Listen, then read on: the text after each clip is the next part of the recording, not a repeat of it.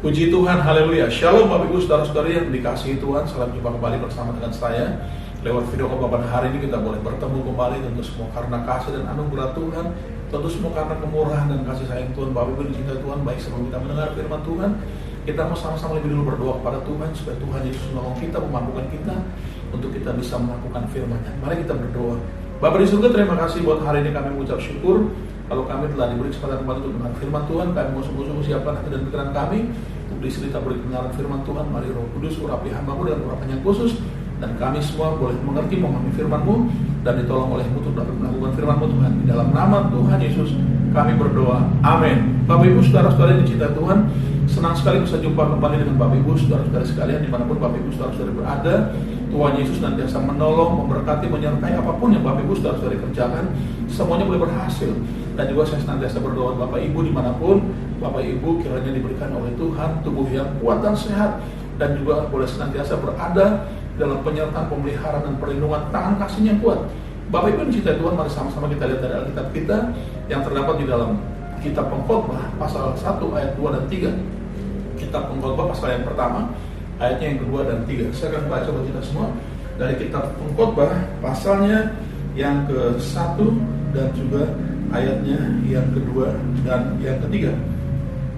Kesia-siaan belaka, kata Pengkhotbah, kesia-siaan belaka, segala sesuatu adalah sia-sia. Apakah gunanya manusia berusaha dengan jerih payah di bawah matahari? Bapak Ibu yang diberkati dan dikasihi Tuhan, ini kitab yang ditulis oleh Raja Salomo, seorang yang penuh hikmat dari Tuhan, seorang yang memang memiliki hikmat yang luar biasa dari Tuhan. Ya, oleh karena hikmatnya yang luar biasa, ada banyak raja-raja, ada banyak penguasa-penguasa dari bangsa-bangsa lain datang memberikan upeti kepada Raja Salomo. Mereka menyegani, mengagumi hikmat yang luar biasa yang dimiliki oleh Raja Salomo dari Tuhan. Bapak Ibu yang kasih Tuhan, Raja Salomo menulis ayat-ayat ini berdasarkan pengalaman hidupnya, yang berdasarkan apa yang dia lihat dan dia alami dalam hidupnya. Jadi ayat-ayat ini atau perkataan-perkataan ini boleh memberkati hidup kita, boleh menginspirasi kehidupan kita, bahwa hidup sesungguhnya adalah seperti itu. Dikatakan bahwa segalanya adalah sia-sia, segala sesuatu sia-sia, segala sesuatu sia-sia belaka. Nah, oleh sebab itu saya akan memberi tema khotbah pada hari ini adalah segalanya sia-sia. Ya, segalanya sia-sia, segalanya sia-sia. Ada 4 alasan yang kita akan lihat sama-sama bahwa segalanya sia-sia. Yang pertama, segala sesuatu tidak dapat dibanggakan. Ini yang pertama. Kita lihat di ayatnya yang ketiga, di sana dikatakan seperti ini dari Pengkhotbah 1 tadi. Apakah gunanya manusia berusaha dengan jerih payah di bawah matahari? Bapak Ibu dikasih Tuhan, segala sesuatu yang kita upayakan sepanjang hidup kita, kita berjerih lelah, kita bersusah payah di bawah matahari ini, ya, itu semuanya sia-sia. Segalanya sia-sia karena nggak ada dapat dibanggakan. Tidak ada yang dapat dibanggakan. Ya, tidak dapat dibanggakan. Semuanya akan segera berlalu, semuanya akan segera berakhir, semuanya akan segera dilupakan. Bapak Ibu dikasih Tuhan, ini yang pertama, alasannya mengapa segalanya sia-sia. Karena yang pertama, tidak ada yang dapat dibanggakan. Segala sesuatu tidak dapat dibanggakan dalam hidup kita. Nah, yang kedua, alasannya mengapa segalanya sia-sia. Karena yang kedua, generasi kita akan berlalu, hidup kita akan berakhir. Nah, dikatakan di dalam ayat yang keempat, kita akan lihat sama-sama ayatnya yang keempat dari Pengkhotbah pasal 1 tadi. Keturunan yang satu pergi dan keturunan yang lain datang, tetapi bumi tetap ada. Bapak Ibu dikasih Tuhan, generasi kita cepat atau lambat pasti akan berlalu. Generasi kita yang kita hidupi sekarang, masanya itu akan segera berakhir, cepat atau lambat. Nah, oleh sebab itu kita yakin, kita tahu bahwa hidup kita ini nggak akan selamanya. Hidup kita akan berhenti, akan berlalu menurut waktu yang telah ditentukan Tuhan. Nah, oleh sebab itu ada keturunan yang lain yang akan datang, ada generasi berikutnya yang akan datang. Nah, Bapak Ibu yang kasih Tuhan, segalanya sia-sia karena generasi kita akan berakhir, generasi kita akan berlalu, ya, dan akan segera berhenti apa yang kita kerjakan. Oleh sebab itu segalanya sia-sia, segalanya sia-sia. Karena alasannya kedua ini, bahwa generasi kita akan berlalu, hidup kita akan berlalu. Yang ketiga, alasannya mengapa segalanya sia-sia. Karena segala sesuatu yang kita lakukan itu membosankan, membosankan, membosankan. Ini yang ketiga. Kita lihat sama-sama di ayat yang ke-8. Ayat yang ke-8, Pengkhotbah pasal 1 dan ayat yang 9. Segala sesuatu menjemukan sehingga tak terkatakan oleh manusia. mata tidak kenyang melihat, telinga tidak puas mendengar, apa yang pernah ada akan ada lagi, dan apa yang pernah dibuat akan dibuat lagi. Tidak ada sesuatu yang baru di bawah matahari. Bapak Ibu dikasih Tuhan, dia melakukan segala sesuatu dengan bersusah payah, dengan berjeri lelah sepanjang hidup kita. Itu semuanya sia-sia. Ya, segalanya sia-sia, segalanya sia-sia. Karena alasan yang ketiga ini, bahwa segala sesuatu itu membosankan. Yang kita lakukan dengan susah payah itu membosankan. Yang dulu pernah ada lagi hari ini, dan juga ada lagi besok. Yang dulu kita pernah buat, hari ini kita buat lagi, dan besok kita buat lagi. Jadi mata tidak pernah puas dalam menikmati segala sesuatu yang kita kerjakan. Telinga pun juga dalam mendengar segala sesuatu yang kita kerjakan tidak pernah puas, karena segala sesuatu seperti itu adanya, akan terulang kembali. Ya, jadi itu hal yang membosankan. Kalau matahari dulu atau kemarin ya terbit di sebelah timur, matahari hari ini dan besok juga akan terbit di sebelah timur.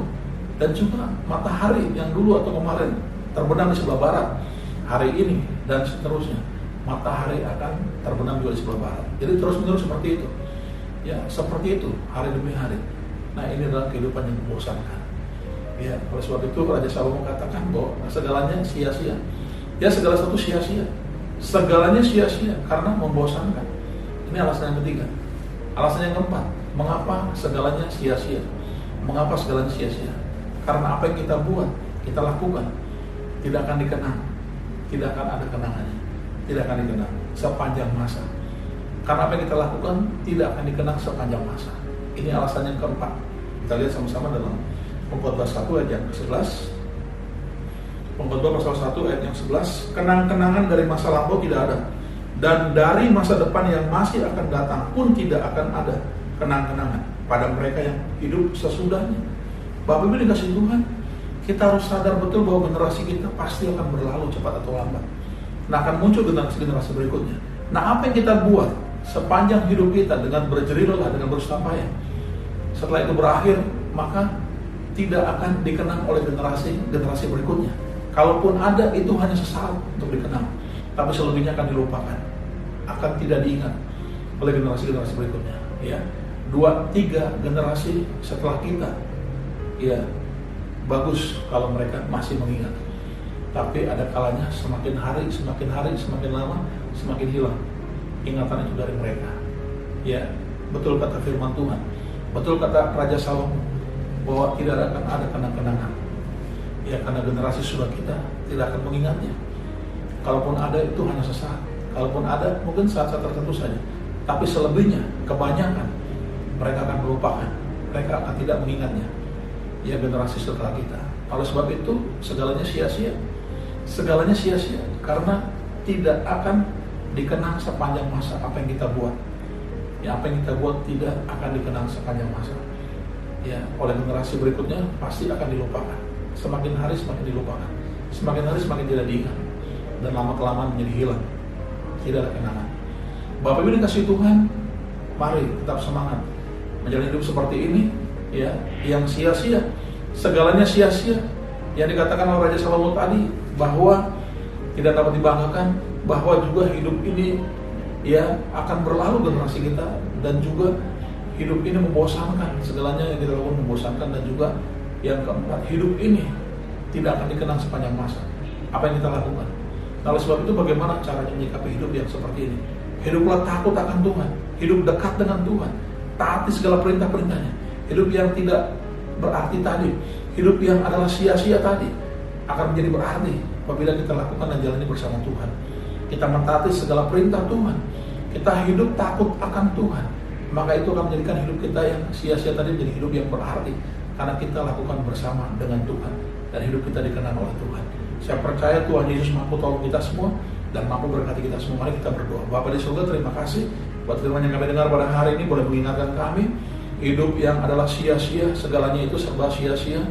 Ya Tuhan, kami mau menjadikan hidup ini menjadi berarti, hidup yang tidak dapat dibanggakan, hidup yang akan segera berakhir, hidup yang membosankan, hidup yang tidak akan dikenang sepanjang masa.